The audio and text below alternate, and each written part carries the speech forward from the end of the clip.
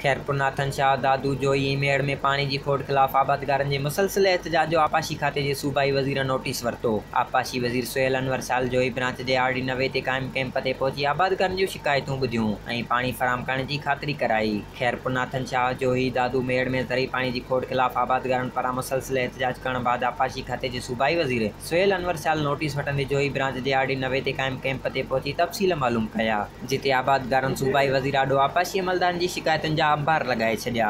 उन मौके ते AC पारां जोई ब्रांच में पानी की खोट पानी चोरी बाबत सूबाई वज़ीर खे ब्रीफिंग ॾिनी वई। उन सिलसिले में आबादगारनि सूबाई वज़ीर आडो ताईं ते चयो त आपाशी कामोरा मुंड जे बासर आबादगारनि खे पैसनि एवज़ पानी विकिरो करे रहिया आहिनि, जंहिं करे पोखियल साड़ियुनि जे बेजारे समेत ॿिया फसल सुकी रहिया आहिनि। उन मौके ते सूबाई वज़ीर AC सजाद भुट्टो खे छंड पटींदे खेसि हिदायत कई त जल्द जोई ब्रांच जे मुख़्तलिफ़ हंधनि तां पानी चोरी कंदड़ बासरनि ख़िलाफ़ कार्रवाई करे गैरकानूनी लॻल लिफ्ट मशीनूं जी शाखूं बंदि करे रिपोर्ट पेश करण समेत पुछड़ेती पानी की फराहमी यकीनी बणाई वञे।